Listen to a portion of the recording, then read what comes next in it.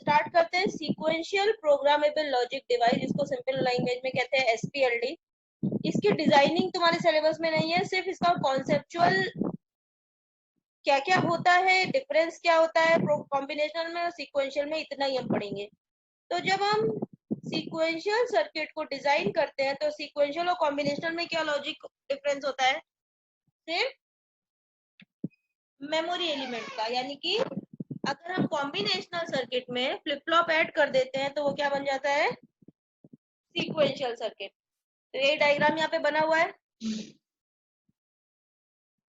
दिख रहा होगा। एंड और लॉजिक, ये हमारा क्या हो गया? Combinational circuit. देन हमने इसके आउटपुट को फ्लिप फ्लॉप पे दिया और फीडबैक में वापस दे दिया, तो ये मेरा क्या हो गया? पूरा सीक्वेंशियल सर्किट। तो अगर हम सर्किट डायग्राम की बात करेंगे तो हमारा ये जो लॉजिक है ये वही है जो अभी तक हमने पढ़ा, एंड और लॉजिक, पीएलए या पीएल यूज करके डिजाइन करेंगे। उसके बाद इसके आउटपुट पे हम एक डी फ्लिप फ्लॉप लगा देंगे और उसको वापस से फीडबैक पे जोड़ देंगे, तो ये क्या बन जाएगा? मेरा सीक्वेंशियल एसपीएलडी। ठीक है, तो सीक्वेंशियल प्रोग्रामेबल लॉजिक डिवाइस में ज्यादा डिफरेंस नहीं होता है डिजाइनिंग में। सिंपल जो हमने पीएल या पीएलए पढ़ा उसको यूज करेंगे, प्लस एक फ्लिप फ्लॉप, या मेमोरी की हम बात कर रहे हैं तो हम डी फ्लिप फ्लॉप यूज करेंगे और डी फ्लिप फ्लॉप को ऐड कर देंगे यहाँ सर्किट में, तो क्या बन जाएगा? मेरा सीक्वेंशियल सर्किट। ज्यादातर हम जब सीक्वेंशियल प्रोग्रामेबल लॉजिक की बात करते हैं तो ये 8 to 10 मेमोरी सेल्स के लिए डिजाइन होता है, जो हमारा सिंपल स्ट्रक्चर है। अब हम इसी को अगर कॉम्प्लेक्स बात करेंगे तो नंबर ऑफ सेल्स हम जब बढ़ाते जाते हैं, यानी कि एक जो हमारा सिंगल सीक्वेंशियल प्रोग्रामेबल लॉजिक है इसको हम एरे में लगा लेते हैं तो वो मेरा क्या कहलाता है? कॉम्प्लेक्स। तो कॉम्प्लेक्स में हम क्या करते हैं? स्विच मैट्रिक्स का यूज करते हैं। स्विच का मतलब अब तक सब इतना पढ़ चुके हैं, तो स्विच का मतलब क्या होता है? एक बार में एक को इनेबल कराना। तो सेवरल एसपीएलडीज को लगा लेना एक एरे के फॉर्म में, इनपुट और आउटपुट जनरेट कर देना, और ये स्विच मैट्रिक्स मेरा क्या है? एक बार में एक प्रोग्रामेबल लॉजिक डिवाइस के थ्रू रीड या राइट फंक्शन परफॉर्म करने के लिए। तो कॉम्प्लेक्स जो है that is a combination of several basic sequential programmable logic devices या पीएलडी, इसलिए इसको हम कॉम्प्लेक्स कहते हैं। अब फर्दर हमें जैसे जैसे मेमोरी के साइज की रिक्वायरमेंट बढ़ती जाती है, एसपीएलडी क्या है? मेरा 8 to 10 memory cells he connect कर सकता है। हमने साइज उसका बढ़ाने के लिए क्या करते हैं? कॉम्प्लेक्स लेवल पे उसको डिजाइन करते हैं।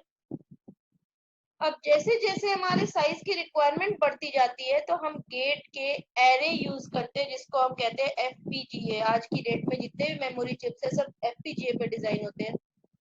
FPGA that is full form field programmable gate array. ये हमारा एक चिप डिजाइनिंग के लिए यूज होता है। सारे के सारे जो VLSI सर्किट्स हैं उसमें जो गेट्स हैं वो हम फैब्रिकेट करते हैं FPGA टेक्नोलॉजी के थ्रू। डिफरेंट कंपनीज के थ्रू इसका FPGA का आर्किटेक्चर डिफरेंट होता है। ज्यादातर Xilinx का स्ट्रक्चर फॉलो किया जाता है FPGA डिजाइनिंग के लिए। यहाँ पे जब हम FPGA की बात करते हैं तो डिजायर्ड इंटरकनेक्शन या पैटर्न जो है वो मैन्युफैक्चरर या जो कंपनी बना रही है FPGA किट, FPGA एक हार्डवेयर किट है। तो स्क्रीन शेयरिंग इज पॉज्ड। सभी को स्क्रीन दिख रही है?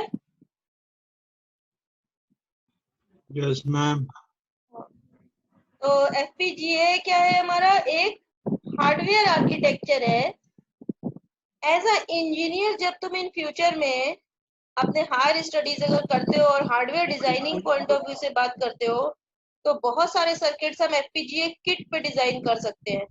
FPGA किट के फॉर्म में आता है जहाँ पे तुम अपने इनपुट लॉजिक सर्किट्स को डिजाइन कर सकते हो थ्रू गेट एरेज। मैन्युफैक्चरर या जिस कंपनी का FPGA किट है वो अपना पैटर्न डिस्क्राइब करके देता है, IO ब्लॉक्स देता है जहां जिसके थ्रू तुम अपने सर्किट्स को कनेक्ट करते हो। तो अगर हम FPGA टेक्नोलॉजी की बात करते हैं यानी कि चिप टेक्नोलॉजी की, तो यहाँ पे हम ज्यादा नंबर ऑफ बाइनरी इनपुट्स को कनेक्ट कर सकते हैं और आसानी से इसको मॉडिफाई कर सकते हैं।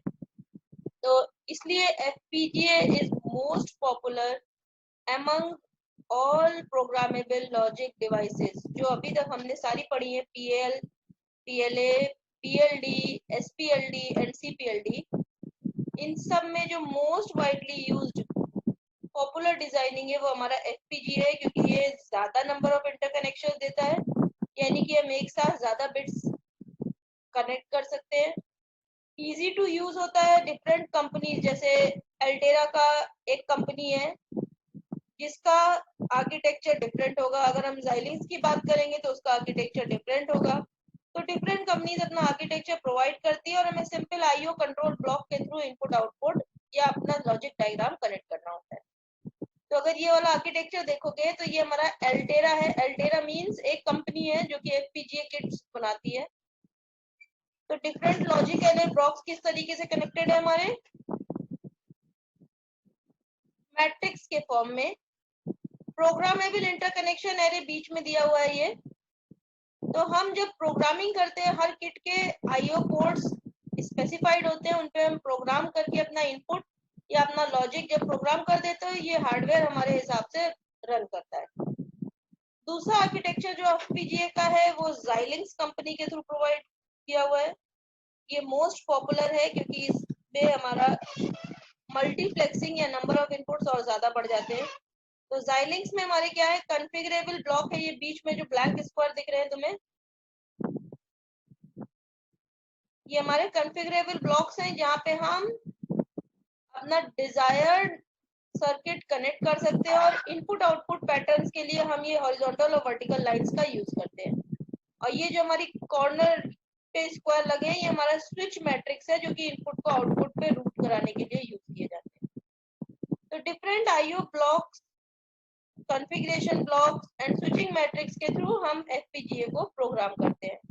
तो ये दो डिफरेंट किट्स है। One is provided by Xilinx and the previous one is provided by Altera। तो FPGA हमारा हार्डवेयर डिजाइनिंग के लिए मोस्ट वाइडली यूज्ड टेक्नोलॉजी है जो कि इंजीनियर्स रिसर्च में, हायर स्टडीज में यूज करते हैं कॉम्प्लेक्स आर्किटेक्चर डिजाइन करने के लिए।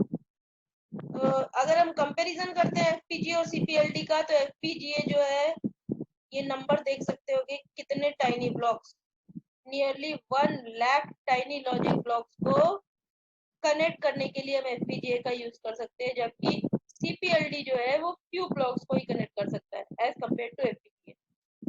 आर्किटेक्चर की बात करें तो FPGA हमारा फाइन ग्रेन आर्किटेक्चर है, जबकि CPLD हमारा कोर्स ग्रेन। मतलब इसका मतलब क्या है, FPGA का आर्किटेक्चर वाइज प्री बिल्ड आता है, हमें सिर्फ अपना लॉजिक ब्लॉक उसमें कनेक्ट करना है, जबकि CPLD में हमें पूरा का पूरा डिजाइनिंग खुद करना पड़ता है स्विच मैट्रिक्स के साथ।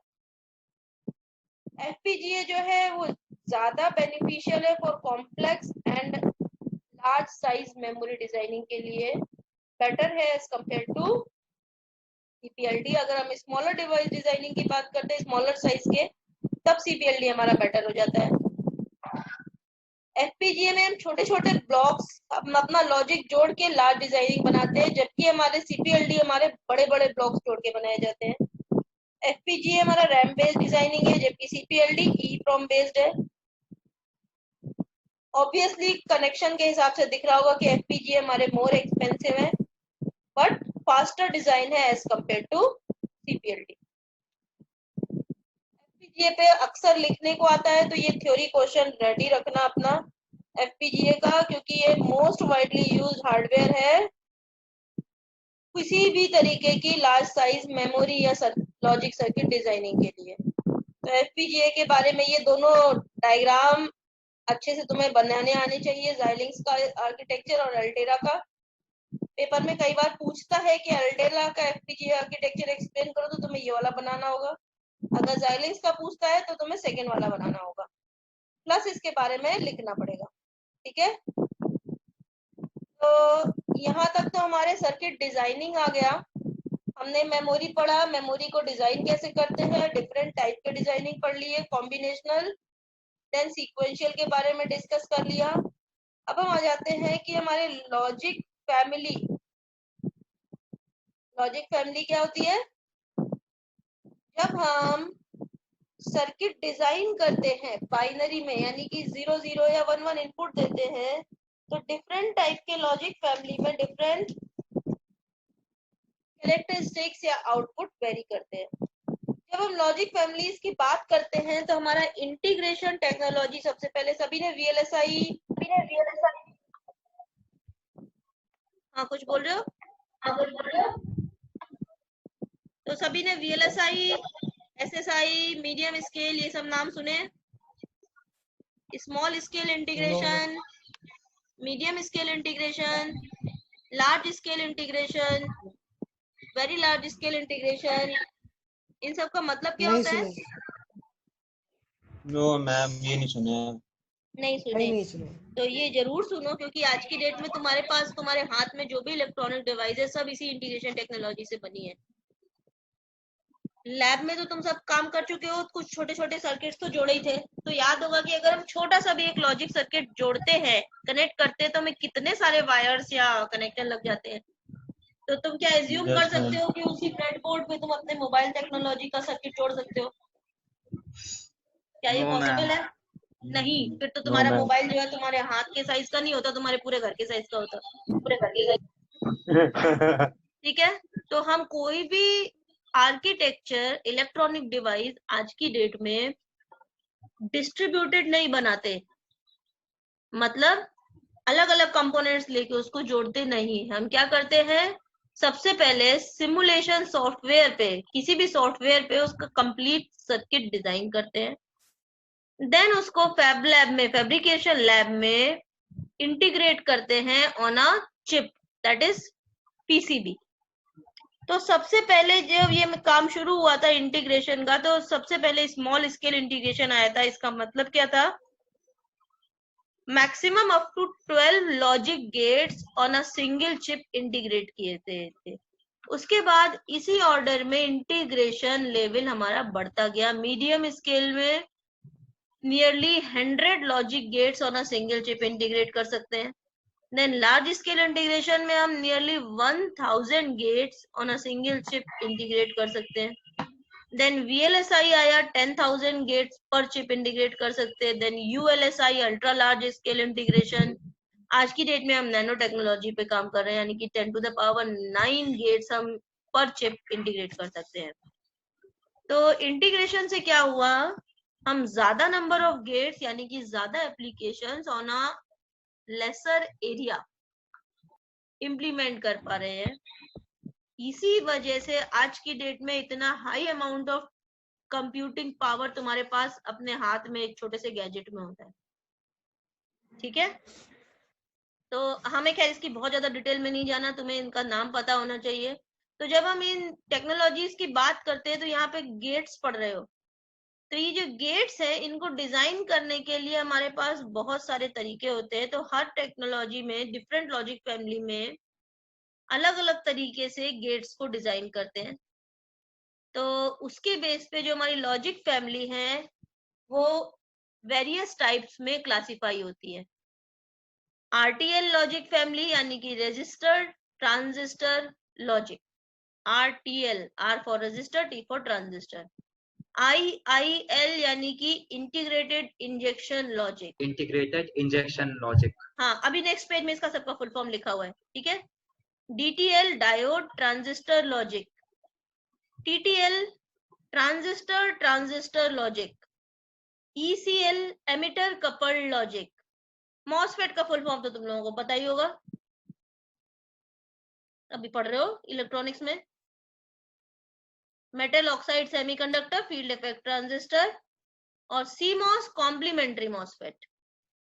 ठीक है, तो ये डिफरेंट लॉजिक्स हैं। इसका मतलब अगर मैं बेसिक गेट्स की बात करती हूँ, एंड और नैंड नॉर या कोई भी गेट, तो हर टेक्नोलॉजी में डिफरेंट सर्किट्स को यूज करके हम ये गेट का लॉजिक इंप्लीमेंट करते हैं। तो RTL में हम बेसिक गेट नॉर इंप्लीमेंट करते हैं, IIL में नॉर, DTL में नैंड स्टैंडर्ड, TTL में नैंड, ECL में और नॉर, MOS में नैंड गेट और CMOS से नॉर और नैंड आर्किटेक्चर।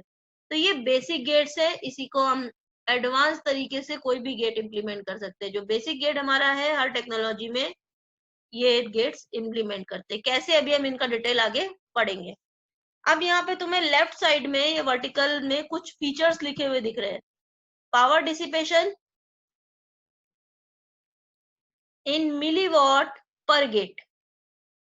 फैन आउट, अभी ये तो नाम सुना है किसी ने, फैन आउट क्या होता है? पंखे की बात नहीं कर रहे हैं। ये डिफरेंट लेफ्ट साइड में जो लाइन में लिखे हैं ये डिफरेंट कैरेक्टरिस्टिक्स है जिसके बारे में हम पहले पढ़ेंगे। Noise immunity, propagation delay and speed power product. In characteristics के बेस पे हम डिफरेंट लॉजिक फैमिलीज को क्लासिफाई करते हैं और एप्लीकेशन बेस पे चूज करते हैं। तो हम इन कैरेक्टरिस्टिक्स, ये कैरेक्टरिस्टिक्स की वैल्यू डिफरेंट लॉजिक फैमिली के लिए अलग अलग है, दिख रही होंगी। अगर हम आरटीएल की बात करें तो उसका पावर डिसिपेशन 12 मिलीवॉट पर गेट है। आईआईएल की बात करें तो 6 नैनोवॉट से 70 माइक्रोवॉट आता है। डीटीएल की बात करेंगे तो 8 to 12 मिलीवॉट पर गेट है। स्टैंडर्ड टीटीएल का 10 मिलीवॉट पर गेट है। ईसीएल का 40 to 55 मिलीवॉट पर गेट है। मॉसफेट का 0.2 to 10 मिलीवॉट पर गेट है। सीमॉस का 1.01 मिलीवॉट पर गेट है। Power dissipation similarly fan out RTL का 5 है। आईआईएल में इंजेक्शन करंट पे डिपेंड करता है। डीटीएल का 8 है, स्टैंडर्ड टीटीएल का 10 है, ईसीएल का 25, मॉसफेट का 20, सीमॉस का 50। फैन आउट का मतलब क्या होता है कि कितने नंबर ऑफ आउटपुट्स कनेक्ट कर सकते हैं किसी भी डिवाइस में। तो फैन आउट अभी हम देखेंगे कि इन एक्चुअल डिटेल में क्या होता है। रफली बताऊं तो फैन आउट का मतलब हम किसी भी लॉजिक गेट से कितने नंबर ऑफ आउटपुट्स ड्रॉ कर सकते हैं, और फैन इन का मतलब होता है कितने नंबर ऑफ इनपुट्स कनेक्ट कर सकते हैं।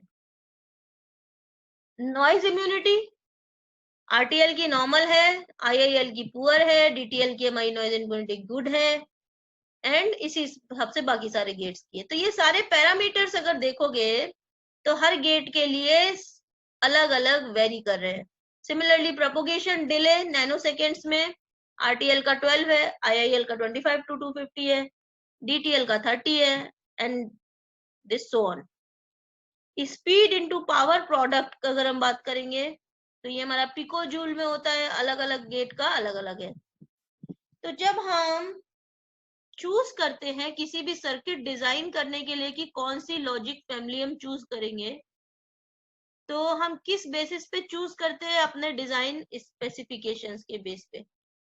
मान लिया कि मुझे पावर डिसिपेशन चाहिए कम, डिले स्पीड से ज्यादा फर्क नहीं पड़ता है, लेकिन नॉइज इम्यूनिटी मुझे बहुत अच्छी चाहिए, तो हम उसके हिसाब से कौन सा सर्किट चूज करेंगे? मुझे पावर डिसिपेशन मिनिमम चाहिए, तो कौन सा गेट चूज करेंगे? यहाँ पे देख के बताओ सर्किट में, ये टेबल एक बना हुआ है। पावर डिसिपेशन अगर मुझे मिनिमम चाहिए तो हम या तो मॉसफेट को चूज करेंगे या सीमॉस को चूज करेंगे या आईआईएल इंजेक्शन लॉजिक को चूज करेंगे। इन तीनों का पावर डिसिपेशन बहुत कम है, ठीक है। लेकिन मुझे नॉइज इम्यूनिटी भी अगर अच्छी चाहिए तो हम आईआईएल चूज नहीं करेंगे क्योंकि उसकी नॉइज इम्यूनिटी पुअर है। फिर हम मॉसफेट और सीमॉस में देखेंगे, इन दोनों में से नॉइज इम्यूनिटी सीमॉस की बेटर है तो हम सीमॉस पे जाएंगे। तो हम इन सारे स्पेसिफिकेशंस या कैरेक्टरिस्टिक्स के बेस पे जब भी कोई सर्किट डिजाइन करते हैं तो उसके पहले चूज करते हैं कि कौन सी लॉजिक फैमिली हमें लेनी है। तो ये डिफरेंट लॉजिक फैमिली है जिसके बेस पे हम गेट्स डिजाइन करते हैं।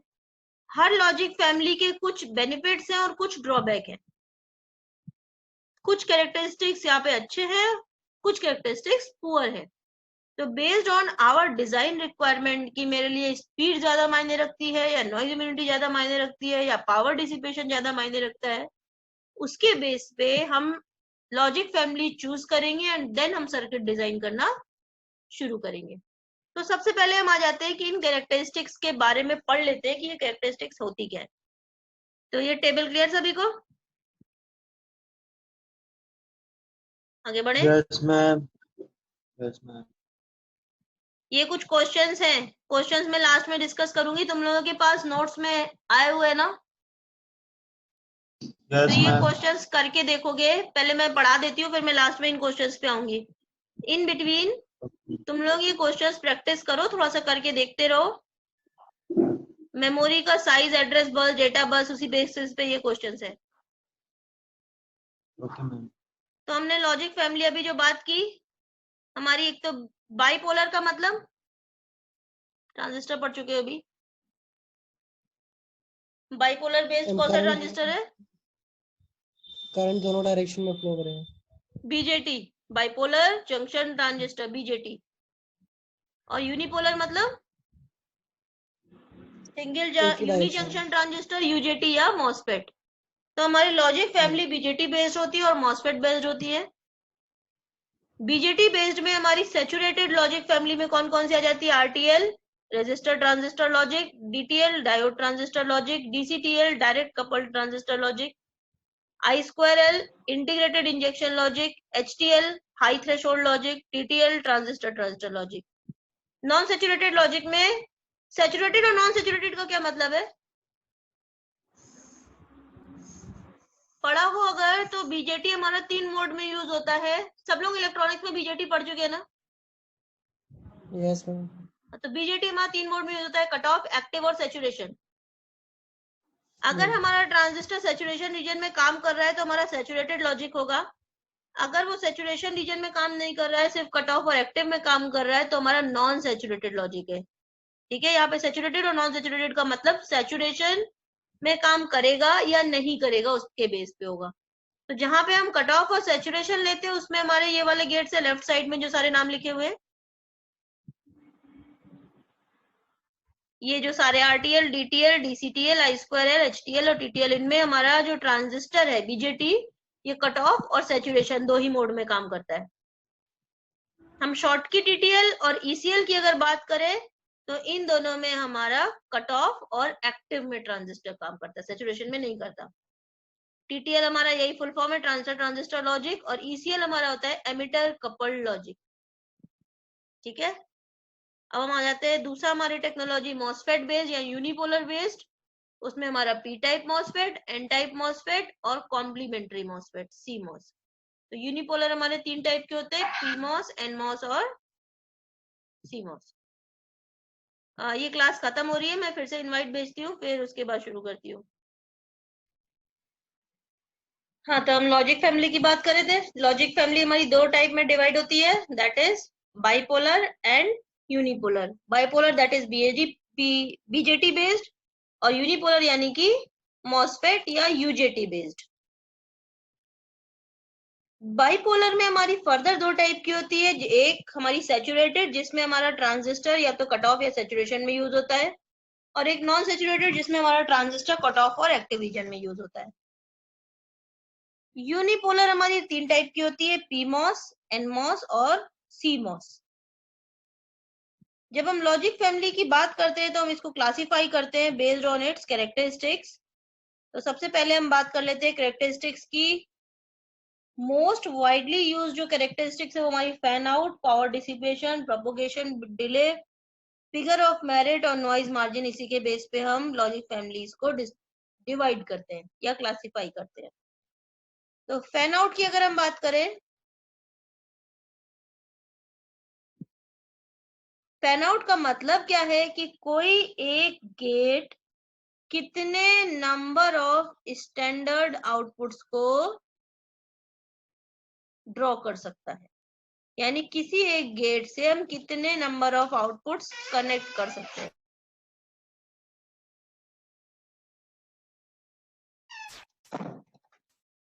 जब हम किसी भी एक लॉजिक गेट की बात करते हैं तो लॉजिक गेट के हमारे 2 ही आउटपुट होते हैं, लॉजिक 1 या लॉजिक 0, जिसको हम हाई या लो कहते हैं। ठीक है, और दोनों ही स्टेट में करंट सोर्स और या सिंक की वैल्यू अलग अलग होती है। ठीक है, जब हम हाई लॉजिक की बात करते हैं तो हमारा गेट काम करता है as a source, current source, और आउटपुट करंट होती है IOH अगर हमने हाई में कह दिया। सिमिलरली अगर हम लो लेवल, लो आउटपुट की बात कर रहे हैं तो ये काम करता है एज अ करंट सिंक, और अगर हमने करंट सिंक की वैल्यू IOL ले ली तो कितना ये नंबर ऑफ गेट्स ड्रॉ कर सकता है? That is ratio of IOH। अगर हम हाई लॉजिक पे बात कर रहे हैं तो current source of output gate to input current of different gates. तो अगर हमारा एक सिंगल गेट है जो कि डिफरेंट गेट्स को ड्रॉ कर रहा है और हम इसको हाई लेवल में बात कर रहे हैं, तो ये हमारा हाई आउटपुट करंट हो गया हाई लेवल का, that is current source IOH। और हर गेट का इनपुट करंट हो गया हाई लेवल पे IIH। तो इन दोनों का रेशियो बताएगा कि हम कितने गेट्स ड्रॉ कर सकते हैं। अगर एक हमारा 5 नैनो एम्पियर है और IIH हमारा 1 नैनो एम्पियर है, तो इसको रेशियो आ गया 5। तो नंबर ऑफ गेट्स कितने हम ड्रॉ कर सकते हैं? 5। ठीक है। सिमिलरली अगर हम लॉजिक लो पे बात करते हैं, 0 पे, तो हमारा करंट सिंक होता है गेट में। अगर हमारा करंट सिंक IOL है आउटपुट गेट का, और उसके आउटपुट पे जो डिफरेंट गेट्स कनेक्टेड है उनका करंट सिंक हो गया हमारा IIL, तो इन दोनों का रेशियो हमारा बताएगा कि फैन आउट कितना होगा। ठीक है। तो fan out is basically the number of gates drawn at the output of a particular gate. तो कोई एक गेट कितने अपने आउटपुट पे नंबर ऑफ गेट्स कनेक्ट कर सकता है या ड्रॉ कर सकता है, वो कहलाता है फैन आउट। दूसरा हो गया पावर डिसिपेशन। पावर डिसिपेशन का मतलब किसी भी गेट को कितनी पावर की रिक्वायरमेंट है, power needed by a gate. Power dissipation तो तुम सबने इलेक्ट्रिकल में एज अ इलेक्ट्रिकल इंजीनियर पढ़ा ही हुआ है। तो जब हम पावर डिसिपेशन की बात करते हैं तो अगेन हाई लेवल और लो लेवल में करंट अलग अलग होता है। एवरेज करंट निकाल लेंगे हम, current drawn from the power supply, ICCH क्या हो गया? करंट फ्रॉम पावर सप्लाई जब गेट का आउटपुट हाई होगा। और ICCL क्या हो जाएगा? Current drawn from the power supply जब गेट का आउटपुट क्या होगा? लो होगा। इन दोनों का एवरेज निकाल लेंगे तो हमें average current drawn from the power supply मिल जाएगा, मल्टीप्लाइड बाय VCC कर देंगे तो हमें पावर डिसिपेशन मिल जाएगा। पावर डिसिपेशन क्या है? कितना हमारा पावर रिक्वायर्ड है या पावर डिलीवर्ड है to the gate from power supply. ठीक है। प्रोपोगेशन डिले क्या हो गया? जब हम हर गेट के इनपुट से आउटपुट पे आते हैं तो गेट आउटपुट कैलकुलेट करने में कुछ टाइम लेता है, वो बहुत कम होता है in the range of nano seconds, लेकिन वो जो ट्रांजिशन डिले है वो कहलाता है प्रोपोगेशन डिले। तो प्रोपोगेशन डिले क्या है? Average transition delay time from input to output of a gate. Sir ma'am CC क्या है ये? ICCL average current drawn from power supply, ICC average current drawn from power supply. Average कैसे निकालते हैं? पहले हम हाई लेवल पे लिखते हैं current drawn from power supply ICCH, फिर लो लेवल पे लिखते हैं current drawn from power supply ICCL। इन दोनों का एवरेज जो है वो हो जाता है average current drawn from power supply of a particular gate. ठीक है। तो प्रोपोगेशन डिले की बात कर रहे थे हम। प्रोपोगेशन डिले का क्या मतलब हो गया? हमारा इनपुट से आउटपुट के बीच में जो ट्रांजिशन डिले आता है किसी भी गेट में, वो हमारा प्रोपोगेशन डिले कहलाता है। ये इन the range of nano seconds होता है।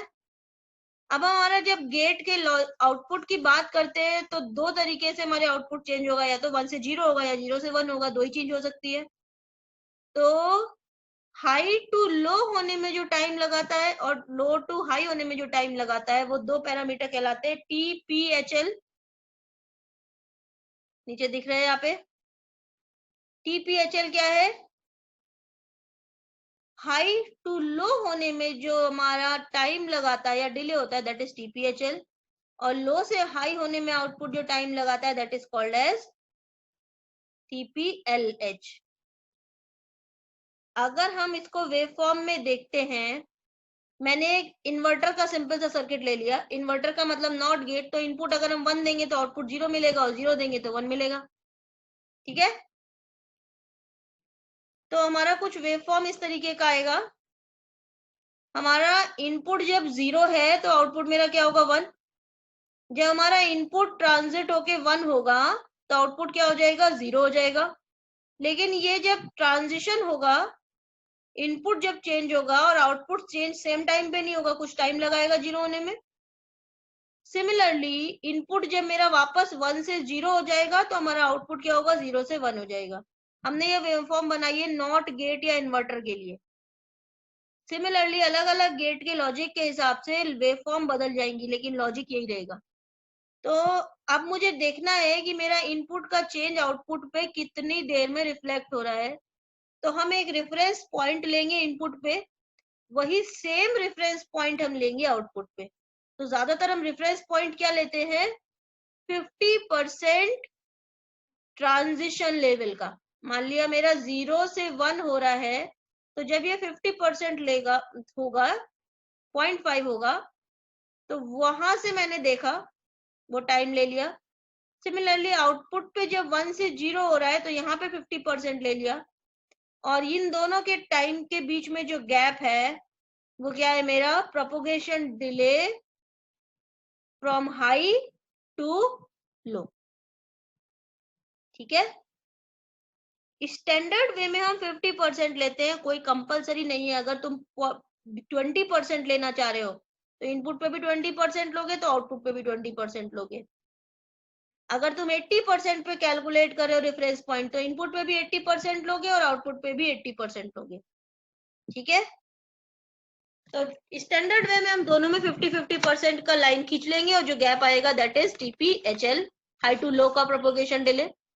सिमिलरली जब मेरा इनपुट 1 से 0 होगा तो आउटपुट मेरा 0 से 1 हो जाएगा, क्योंकि हम इन्वर्टर की बात कर रहे हैं।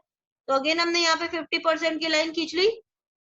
आउटपुट मेरा जब 0 से 1 हो रहा है तो यहाँ पे भी हमने ट्रांजिशन टाइम का 50% की लाइन खींच ली, और ये हमारा क्या हो गया, लो टू हाई का प्रोपोगेशन डिले।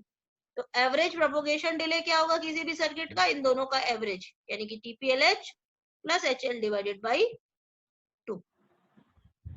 ठीक है, ये हमने जो एग्जांपल लिया है नॉट गेट के लिए लिया है, तो कंफ्यूज मत होना कि ये वेवफॉर्म कहाँ से आ गई। ये एक पर्टिकुलर एग्जांपल लेके किया है।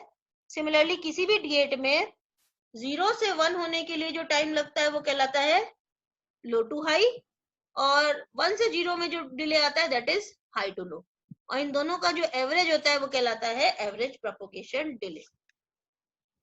अब फिगर ऑफ मेरिट क्या होता है किसी भी सर्किट का, it is a product of power dissipation multiplied by propagation delay.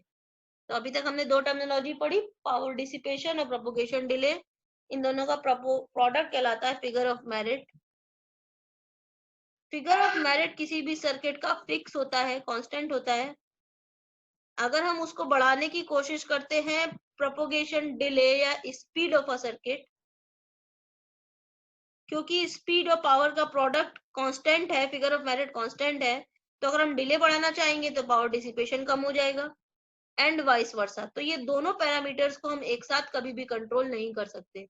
किसी भी सर्किट में अगर तुम स्पीड बढ़ाने की कोशिश करते हो तो पावर का लॉस होता है, एंड वाइस वर्सा। ठीक है, अगला हम चलते हैं नॉइज मार्जिन। नॉइज मार्जिन का क्या मतलब होता है कि जब हम डिजिटल सिग्नल में नॉइज की बात करते हैं तो नॉइज का मतलब क्या है। सबसे पहले नॉइज का क्या मतलब है, तुम्हारी क्लास में तो बहुत होती है, पता होगा। कोई भी अनवांटेड सिग्नल अगर इंटरफियर कर रहा है डिजायर्ड सिग्नल के साथ तो वो कहलाता है नॉइज।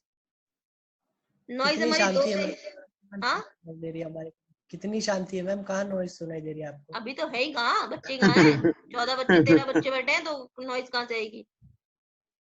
मैंने तो सिलेबस अब पूरा कर रही हूँ, तुम लोग अपने आप पढ़ोगे, तो क्लास तो है ही नहीं हमारे। मैम इसके टेस्ट बड़े के बड़े बाद डायग्राम बना के आए होंगे ये। हाँ बिल्कुल, ये डायग्राम बना के आने होंगे। ठीक है, तो जब हम नॉइज की बात करते हैं तो कोई भी अनडिजायर्ड सिग्नल जो है या अनडिजायर्ड वोल्टेज लेवल जो इंटरफियर करता है हमारे डिजायर्ड सिग्नल के साथ वो कहलाता है नॉइज। जो हमारा अनडिजायर्ड वोल्टेज लेवल है दो टाइप का हो सकता है, डीसी तो डीसी नॉइज कहलाएगा, और अगर एसी होगा तो वो हमारा एसी नॉइज कहलाएगा। डीसी नॉइज ज्यादातर कांस्टेंट होती है, डीसी मतलब कांस्टेंट वोल्टेज, और एसी हमारा जो है वो रैंडम नेचर की नॉइज होती है। तो डिजिटल सर्किट में हम जब बात करते हैं तो up to a up to a level हम नॉइज को कंप्लीटली रिमूव कर सकते हैं। कैसे? जब हम डिजिटल की बात करते हैं तो 0 का मतलब एक पर्टिकुलर वोल्टेज लेवल और 1 का मतलब एक पर्टिकुलर वोल्टेज लेवल, ठीक है। लेकिन हम एक सिंगल वैल्यू की बात नहीं करते। जब हम सर्किट डिजाइन करते हैं तो हम क्या देते हैं कि अगर हमने 5 वोल्ट तक लॉजिक लिया है तो हमने कह दिया 0 से 1 वोल्ट के बीच का कोई भी वैल्यू जो है वो लॉजिक 0 रहेगा, और 4 to 5 वोल्ट के बीच का कोई भी वैल्यू है तो वो क्या रहेगा, लॉजिक 1 रहेगा। तो हम लॉजिक 0 और लॉजिक 1 को एक सिंगल वोल्टेज नहीं देते, एक रेंज ऑफ वोल्टेज देते हैं। तो 0 से लेके, मान लिया एक एग्जांपल बता रही हूँ मैं, 1 वोल्ट तक कोई भी वोल्टेज है तो वो लॉजिक 0 रहेगा। सिमिलरली 4 to 5 के बीच का कुछ भी वोल्टेज आता है तो मेरा लॉजिक 1 है, ठीक है। तो अगर मेरी 0.2 वोल्ट या 0.3 वोल्ट या 0.5 वोल्ट की नॉइज आ भी रही है तो 5 वोल्ट मेरा मिनिमम गिर के 5.5 तक भी आता है या मिनिमम 4 वोल्ट तक भी आता है तो वो लॉजिक 1 ही लेगा। तो नॉइज आउटपुट को इफेक्ट नहीं करती। तो डिजिटल सर्किट में up to a level noise को हम कंप्लीटली रिमूव कर सकते हैं। वो कहलाता है मेरा नॉइज इम्यूनिटी, या हम उसी को कैलकुलेट करते हैं यूजिंग नॉइज मार्जिन। जबकि जब हम एनालॉग सर्किट्स या एनालॉग सिग्नल्स पढ़ते हैं तो छोटी से छोटी नॉइज भी आउटपुट को इफेक्ट करती है। ये मोस्ट इंपॉर्टेंट रीजन है, इसीलिए आज की डेट में सारी की सारी टेक्नोलॉजी डिजिटल की तरफ शिफ्ट हो रही है, ना कि एनालॉग। हम एनालॉग सर्किट्स आज की डेट में ऑब्सलीट हो चुके हैं, हमेशा हम डिजिटल डिजाइनिंग ही करते हैं हर लेवल पे। Yes, ma'am. ठीक है, तो यहाँ पे मैंने 2 वोल्टेज लेवल बना लिए, दिख रहे सभी को, एक हमारा इनपुट और एक आउटपुट। Output. इनपुट का मतलब हमने लॉजिक 0 और लॉजिक 1 डिफाइन किया है। तो इनपुट में हमारा लॉजिक 0 डिफाइन कर दिया हमने, 0 से VIL। VIL क्या है? Maximum voltage which is treated as logic 0, maximum input voltage which is treated as logic 0। Similarly output ले लिया VIH से लेके VCC तक। तो VIH क्या है? Minimum input voltage which is treated as logic 1। Input से जब हम आउटपुट की तरफ आते हैं तो आउटपुट में मेरा VOL हो गया मिनिमम लॉजिक 0 के लिए मैक्सिमम वोल्टेज जो कि ट्रीटेड होगा लॉजिक 0, और VOH क्या हो गया? मिनिमम आउटपुट वोल्टेज जो कि ट्रीट होगा लॉजिक 1। तो VIL, VIH, VOL और VOH ये चारों पैरामीटर क्या हो गए? Voltage reference level at input and output which are treated as logic 0 and logic 1 respectively. तो अब अगर इन दोनों को एक साथ चेक करोगे तो हायर लेवल पे जो वोल्टेज लेवल का डिफरेंस है VOH माइनस VIH, ये नॉइज मार्जिन कहलाएगा at logic high. Similarly low level पे जो इन दोनों वोल्टेज का डिफरेंस आ रहा है ये क्या कहलाएगा? Noise margin at logic low. तो इन दोनों को डिफरेंस को कैलकुलेट करके हम क्या निकालते हैं? नॉइज मार्जिन या noise immunity of a circuit. ये जो अभी मैंने बोले वही है। VIL क्या है हमारा? Low level input voltage, VIL high level input voltage, VOL low level output voltage, VOH high level output voltage. तो जो नॉइज मार्जिन हमारा है वो क्या होगा? हमारा इन दोनों का डिफरेंस। अब हम मिनिमम इन दोनों में से जो वैल्यू कम होगी वो हमारा नॉइज मार्जिन रखेंगे। जितना हमारा बेटर होगा नॉइज मार्जिन उतना ही सर्किट का नॉइज इम्यूनिटी अच्छा होगा। तो ये जो गैप है ये जितना ज्यादा होगा noise immunity of a circuit उतना ही बेटर होगा। ठीक है, तो ये सारे बेसिक कैरेक्टरिस्टिक्स है जिसके बेस पे हम किसी भी लॉजिक सर्किट को क्लासिफाई करते हैं। कौन कौन से हो गए? हम fan out, power dissipation, propagation delay, figure of merit, noise margin, और बहुत सारे कैरेक्टरिस्टिक्स है बट मेन हम इनको यूज करते हैं। तो हम पहले वाले सर्किट पे आ जाते हैं। नॉर गेट डिजाइन करेंगे using RTL, resistor transistor logic. तो यहाँ पे हम क्या यूज करते हैं? रेजिस्टर का और ट्रांजिस्टर का। ये हमारे सैचुरेटेड सर्किट्स है, मतलब हमारा ट्रांजिस्टर 2 ही मोड में काम करेगा, कट ऑफ में और सैचुरेशन में। कट ऑफ का मतलब क्या होता है? जल्दी जल्दी बताओ, पढ़ चुके तुम लोग। दो चीजें याद करना पूरे सर्किट में पढ़ते समय जो हम यहाँ पे टर्मिनोलॉजी यूज करेंगे। कट ऑफ का मतलब ओपन सर्किट कब होगा? जब बेस पे वोल्टेज मेरा 0 होगा। ठीक है। सैचुरेशन में कम काम करेगा सर्किट। सैचुरेशन का मतलब शॉर्ट सर्किट। ये कब होगा? जब बेस पे वोल्टेज मेरा हाई होगा।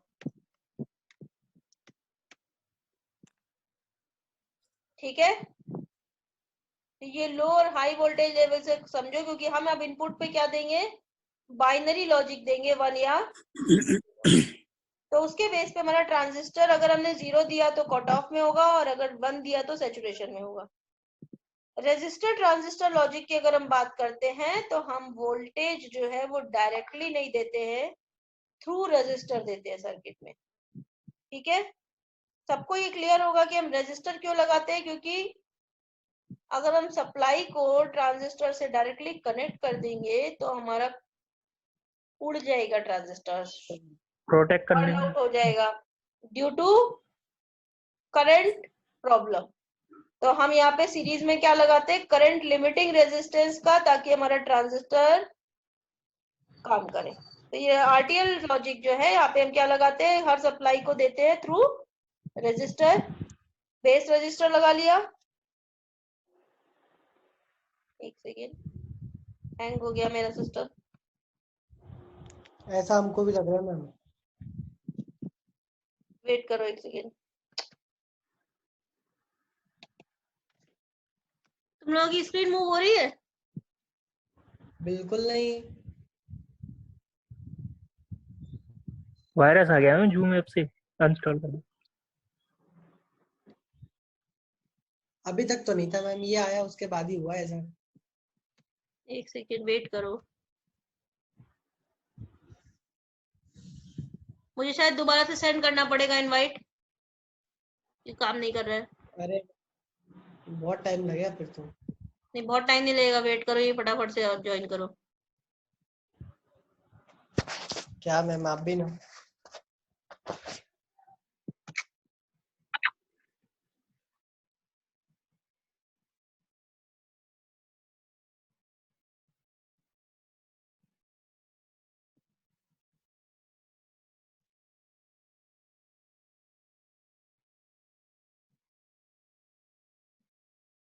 स्क्रीन स्टॉप हो गई? Yes ma'am. ठीक है। आरटीएल में आ गए, सर्किट दिख रहा है सभी को? ये हमारा सिंपल नॉर गेट लॉजिक है। हमने क्या यूज किया? 2 ट्रांजिस्टर यूज किए हैं। हम हमेशा इनपुट थ्रू ट्रांजिस्टर देते हैं। हमने बाइनरी इनपुट यूज कर लिया, ए बी, ये हमारे बाइनरी इनपुट है। इनपुट हमने रेजिस्टर के थ्रू, बेस रेजिस्टर के थ्रू ट्रांजिस्टर में दे दिया, दोनों के ट्रांजिस्टर के एमीटर को ग्राउंड कर दिया, कलेक्टर के कनेक्ट करके कलेक्टर रेजिस्टेंस के थ्रू वीसीसी को दे दिया। अब अगर इस ट्रांजिस्टर की वर्किंग देखेंगे, जब भी मेरा ए और बी 0 होगा, दोनों ट्रांजिस्टर क्या होंगे? देख के बताओ। ओ, कट ऑफ होंगे या सैचुरेशन में होंगे?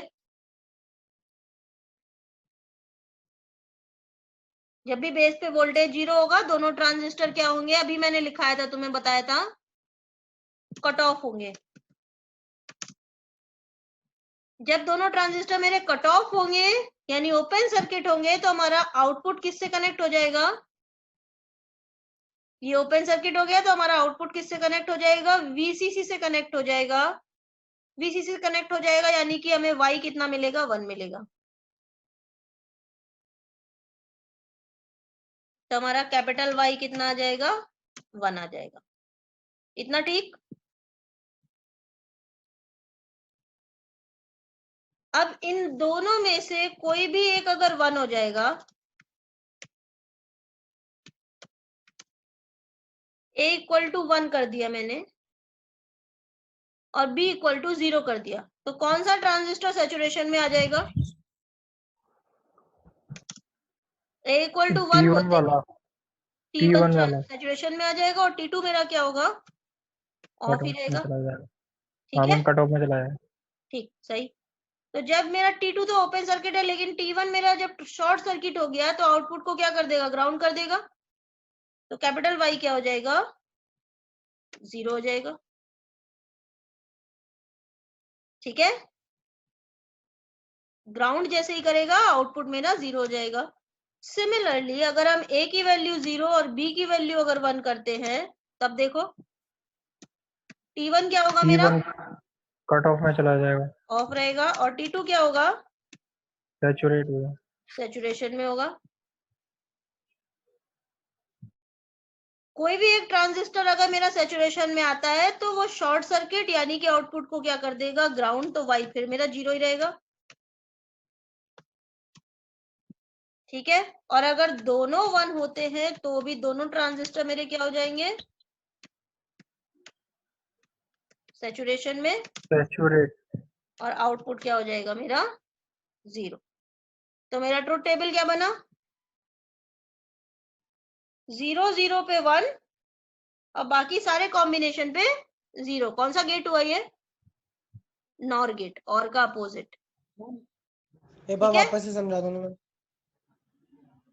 ट्रांजिस्टर की वर्किंग पहले समझो। ट्रांजिस्टर जो है, अगर उसका इनपुट 0 है तो वो क्या होगा? Cut off. इनपुट मतलब मैं बेस के इनपुट की बात कर रही हूँ। कट ऑफ का मतलब क्या है? Open circuit. और अगर ट्रांजिस्टर के बेस पे हमने हाई दिया है या लॉजिक 1 दिया है, यहाँ पे हम 0 या 1 की बात कर रहे हैं, तो ये काम करेगा सैचुरेशन में। यहाँ पे लॉजिक 1 का मतलब VCC और लॉजिक 0 का मतलब 0 वोल्ट। तो अगर हमने 1 दिया तो ये काम करेगा सैचुरेशन में यानी कि शॉर्ट सर्किट। Short circuit. ठीक है, तो अब इसकी वर्किंग देखो। अगर हमने A और B दोनों को 0 0 दिया तो दोनों ट्रांजिस्टर ओपन सर्किट हो जाएंगे। ओपन सर्किट हो जाएंगे तो ये मेरा आउटपुट कहाँ से जुड़ जाएगा? VCC से जुड़ जाएगा और Y इक्वल टू 1 हो जाएगा। इतना ठीक?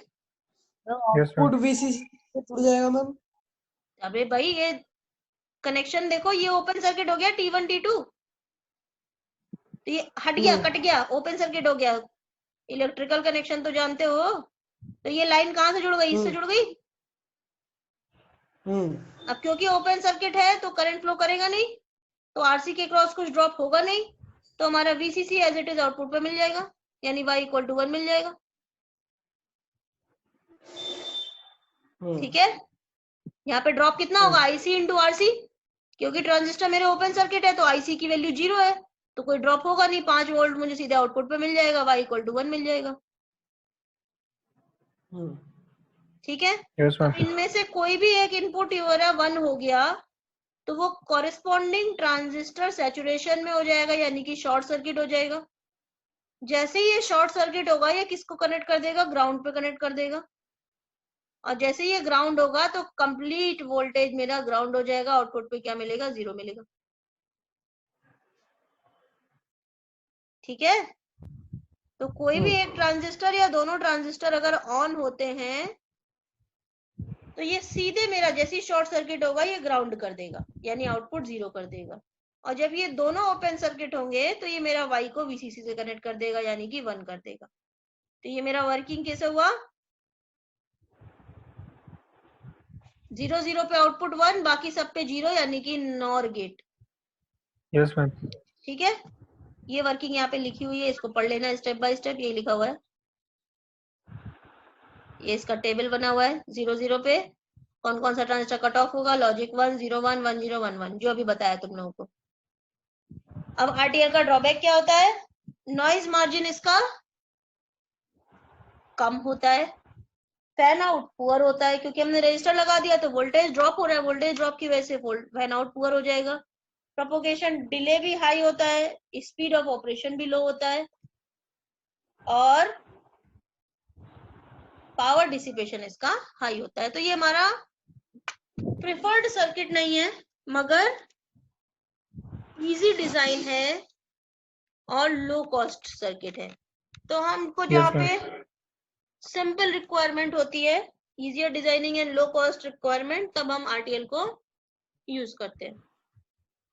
अब डीसीटीएल में क्या है, हमारा सेम वही लॉजिक है आरटीएल वाला, बस हम रेजिस्टर हटा देंगे तो वो डायरेक्ट कपल ट्रांजिस्टर लॉजिक हो जाएगा। तो हम वही वाला सर्किट यूज कर रहे हैं, बस हमने बेस रेजिस्टर हटा दिया, यानी कि इनपुट के थ्रू ड्रॉप हटा दिया। तो ये मेरा डीसीटीएल बिल्कुल सेम सर्किट दिख रहा है। ये वाला सर्किट देखो, यहाँ पे आरबी लगा हुआ है, आरबी हटा दो तो वो आरटीएल की जगह क्या कहलाएगा, डायरेक्टली हमने इनपुट को कपल कर दिया तो वो कहलाएगा डीसीटीएल। तो ये भी हमारा सेम नॉर गेट है, दोबारा से वर्किंग बताने की जरूरत नहीं है, ठीक है। yes ma'am. इसका एडवांटेज क्या होगा हमारा डीसीटीएल का, मैम पावर कम लॉस होगा मतलब। पावर कम लॉस होगा, लेकिन यहाँ पे एक प्रॉब्लम आएगी, करंट लिमिटेशन की नहीं होगा, क्योंकि हमने करंट लिमिटिंग रेजिस्टेंस नहीं लगाया, तो यहाँ पे करंट हॉगिंग का प्रॉब्लम आता है, इसलिए हमारा डीसीटीएल भी प्रिफर्ड सर्किट नहीं है। जबकि आरटीएल से सिंपलर है और पावर डिसिपेशन भी यहाँ पे कम होता है, लेकिन करंट लिमिटिंग का जो प्रॉब्लम है या करंट हॉगिंग प्रॉब्लम की वजह से हम डीसीटीएल को यूज नहीं करते हैं। तो अगर हम इंस्टेड ऑफ रेजिस्टर ट्रांजिस्टर को डायोड के थ्रू कनेक्ट करें, डायरेक्टली भी नहीं लगाना क्योंकि करंट की प्रॉब्लम आएगी, तो हम रेजिस्टेंस की जगह डायोड कनेक्ट कर देंगे, तो हमारा कहलाएगा डीटीएल, यानी कि डायोड ट्रांजिस्टर लॉजिक। यहाँ पे हमने क्या किया है, इनपुट को डायोड के थ्रू सर्किट पे कनेक्ट किया है, ना कि रेजिस्टेंस के थ्रू। तो अब वर्किंग देखो इसका, डायोड का वर्किंग तो सबको पता है, पी साइड में अगर वोल्टेज ज्यादा होगा तो ऑन होगा, अगर इन साइड में वोल्टेज ज्यादा होगा तो ऑफ होगा। ऑफ मतलब ओपन सर्किट, ऑन का मतलब शॉर्ट सर्किट। तो अब देखो ए और बी हमने 0 0 कर दिया, बहुत सिंपल वर्किंग है इसकी, बस करते जाओ।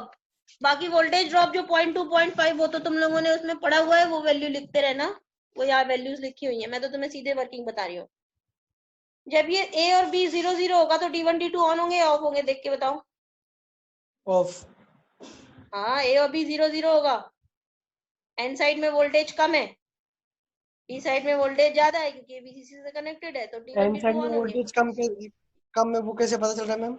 ए और बी 0 0 किया ना, हाँ 0 वो तो वोल्ट दिख है, रहा है मैम। नेगेटिव साइड में, पॉजिटिव में कुछ तो होगा, क्योंकि हमारा वीसीसी इस रेजिस्टेंस में कुछ ड्रॉप भी होगा तो सब पॉजिटिव वोल्टेज ही तो आएगा यहाँ पे। हाँ मैम ऑन होगा ये। D1 और D2 दोनों ऑन होंगे क्योंकि हमारा 0 0 किया है, ठीक है।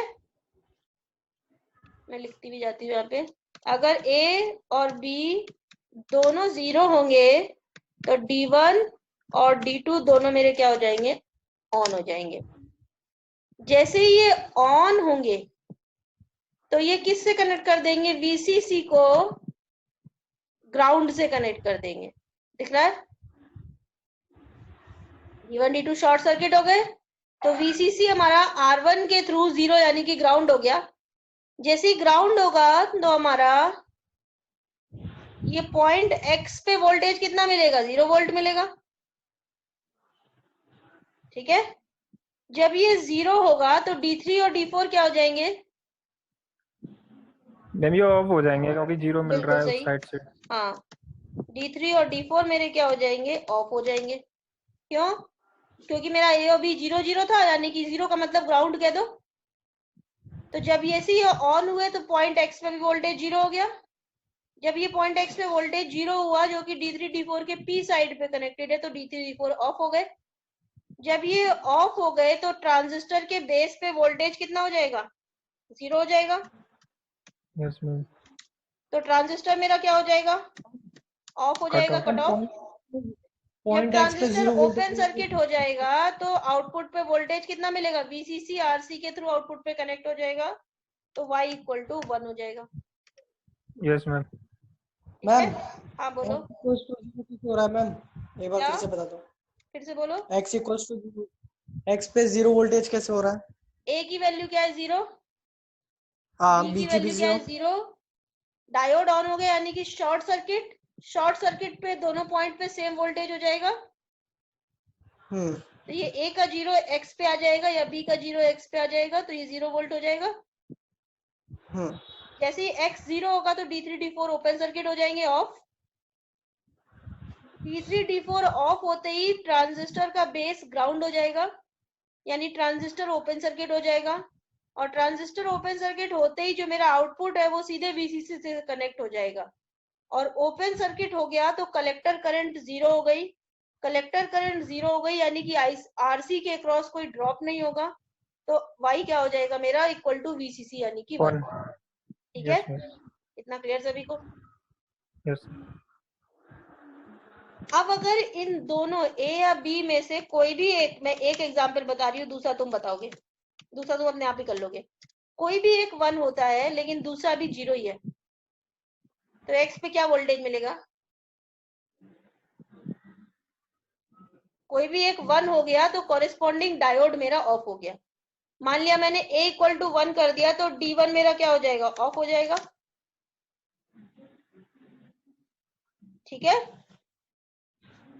लेकिन B अभी 0 ही है तो D2 तो मेरा ऑन ही रहेगा, और D2 ऑन यानी कि ग्राउंड, तो X पे 0 ही मिलेगा। इतना क्लियर? इन दोनों में से कोई भी एक अगर 1 होता है और दूसरा 0 रहता है, तो जो 1 हो गया उसका कॉरेस्पॉन्डिंग डायोड ओपन सर्किट हो जाएगा। लेकिन जो 0 है उसका डायोड ऑन है, तो X पे मुझे 0 ही मिलेगा।